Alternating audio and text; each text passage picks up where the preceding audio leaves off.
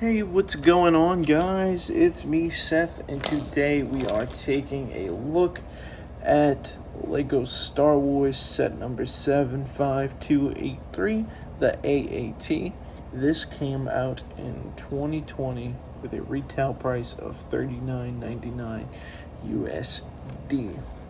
So here is basically what the front of the box would look like. Sorry, I don't have the box anymore. On the back, you do get some, I don't know how well you can see this, but you do get some false promotions for the Skywalker Saga, which originally was coming out in 2020, but with COVID and all of that, it kind of got that pushed back. Then on this side, you get a kind of catalog of all the sets that came out in this wave, and almost all of these are retired. The only ones that I know of for sure that aren't are the 501st Battle Pack, the set that we're looking at today, and the AT-AT Walker down there at the bottom.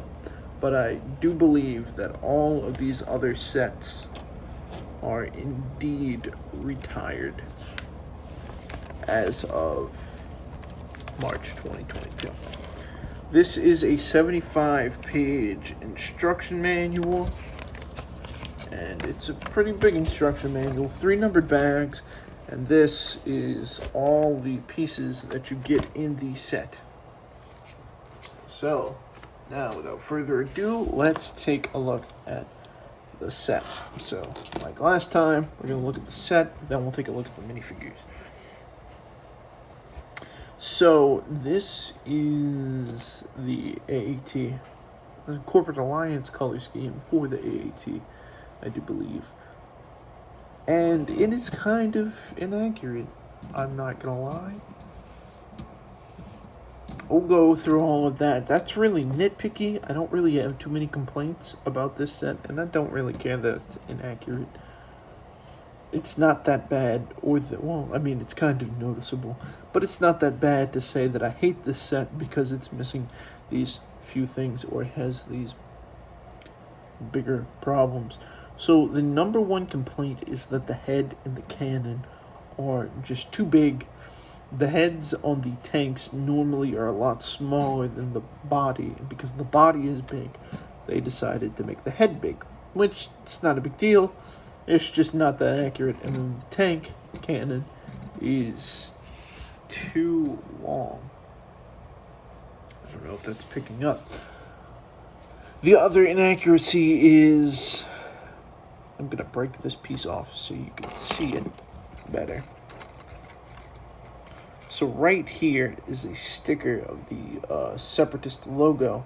And normally on the AAT behind that, there would be another strip of this blue curvature piece would be behind that, and that's where the tank curve would end. So instead of having 2 of these little half circle blue pieces, you would have another row. But that would indeed impact the spring-loaded shooter. So I don't really mind it too much that it's an accurate problem. And then the final nitpick that I've heard that people have is that there is no stripe down the center on the cockpit door. There is normally a stripe down the center, and there's no stripe. But I did mention that they do have spring-loaded shooters. So basically how you do that is these gray pieces, you just push back on them and they shoot out like that. And yeah, then you can just reload them into the center, and it doesn't look that bad, honestly. I kind of like the little bit of red that shows, kind of pops on the whole gray and blue color scheme of it all. As far as mobility goes, these side cannons do rotate. They go back that far and forward if it doesn't get caught by the cannon that far. in the instructions, they have you place these the other way around. They have you place them like this, but they're meant to be put on like this because apparently this is more accurate. So I did flip these around. So I know they're placed on wrong according to the instructions, but this is how they're supposed to look. So the instructions got them wrong. On the back, they do have the fuel canisters, which is a nice build. I really do like this build. And they're not supposed to move, but you can move them. If you hit it right, you can move it and hit you can shoot the spring-loaded shooter just by moving this down. And you have to hit it right, but on the back, it is bricked off by this window piece. Underneath, they do have these smooth tiles, so you can freely just move this around on any surface without it really dragging or anything like that. The cannon, the turret moves 360 degrees, rotates 360 degrees, and the cannon itself angles up that much. Does not angle down, really, which I can't remember if it did or not, but it does not angle down. The antennas on the cockpit, you don't really have to worry about these like coming off. They should be pretty secure. You can lift this open and put a battle droid in there, which we will do right now. You do have to take the gun out of his hand, fold him up, and not fold him up. You just have to sit him, but you have to fold his head down. So that way, you can drop him in and be able to close the canopy flushly. Same with this canopy. Up here it opens. And all you have to do is, you can fit him in with his blaster, unless you want it to close like flush. Just remove his blaster, seat him in like that, and close the door. And he sits in pretty closed and concealed. So now let's take a look at the minifigs. And I'm only going to pull out one of these guys because they're the exact same. So we'll go over all of the reused figures first, and then we'll go over the one exclusive. So this is the AAT pilot droid, formerly known as the Kashyyyk Battle Droid by LEGO. This is the pilot, which there's really only one pilot, but they give you two pilot droids. So the guy in the tank should really be, the gunner should really be just a regular standard battle droid. But I like the color scheme on this guy, and I don't really care for the formalities of it all. So I am good with having two of these. But yeah, he does come with a gunmetal gray blaster, which the previous AAT drivers, or the Kashyyyk battle droids, well, they were previously the Kashyyyk battle droids, also came with the same gunmetal gray blaster. It's kind of cool. There's a lot of posability. If you've never seen one of these battle droids before, you can fold him up in the battle droid stance and then unfold him like that. So yeah, it's a cool figure to have, especially if you didn't get those Kashyyyk figures back then, before they were what they're actually supposed to be. So yeah, pretty cool. Then we have Ahsoka Tano, and she is the same version as the Ahsoka on the Duel of Mandalore, except for the fact that, well, not really except, she came out for this version of Ahsoka came out first, because the set came out first. So she does have the same rubbery, squishy, gushy headdress piece. God, the name is really escaping me. It's the same continuation of the torso to the legs, the same face, same double-sided face, the same back printing.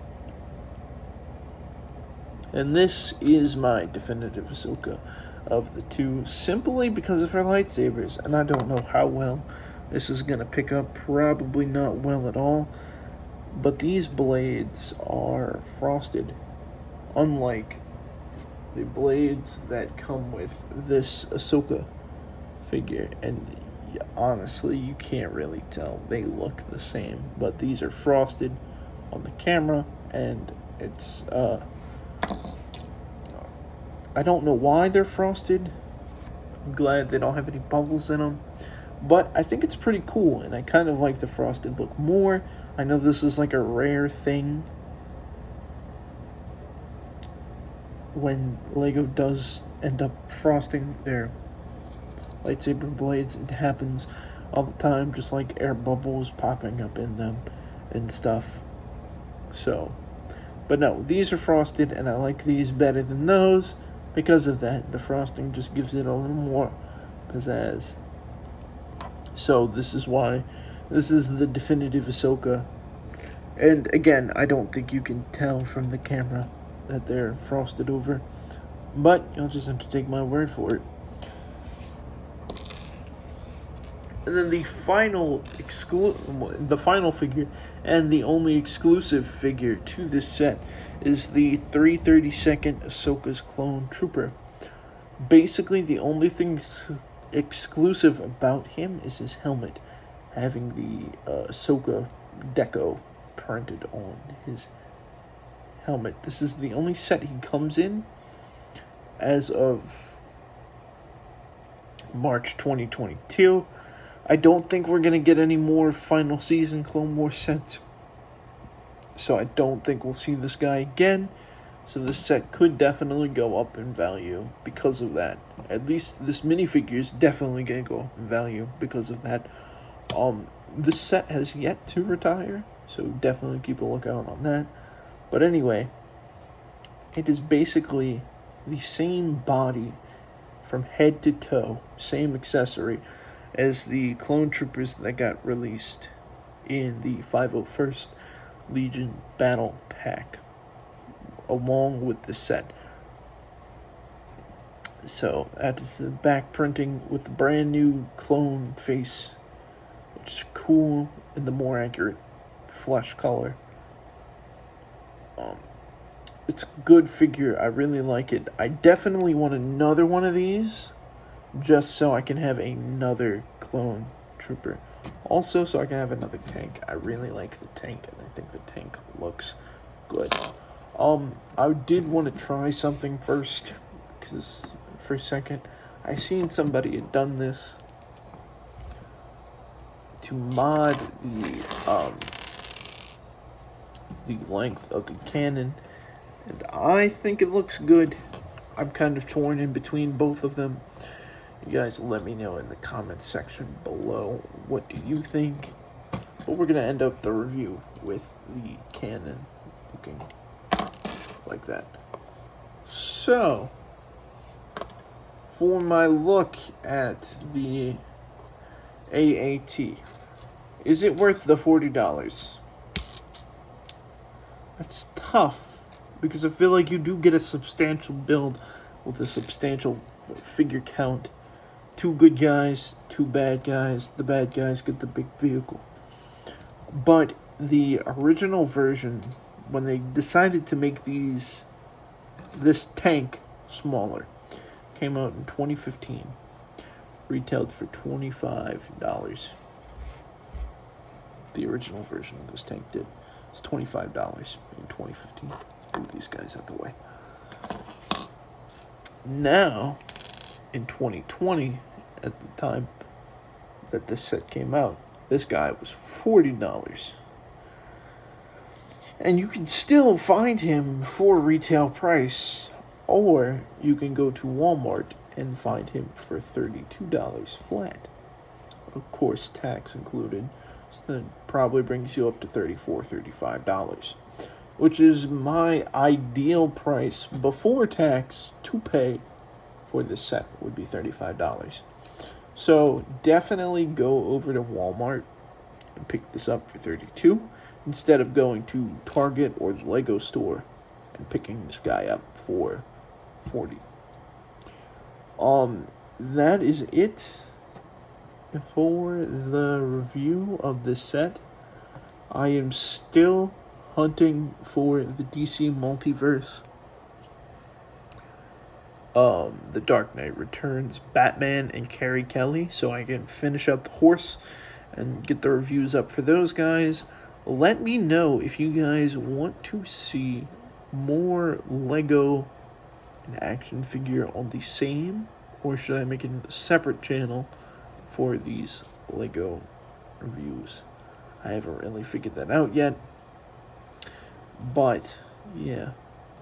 But let me know in the comment section below what you guys are hunting for. Like I said, I'm still hunting for the Dark Knight Returns Batman and Robin from McFarlane, and I am also hunting for a 501st Battle Pack so I can have the companion piece to this set, and then another one of these, hopefully. So yeah, let me know what you guys are hunting down below. I will catch you later.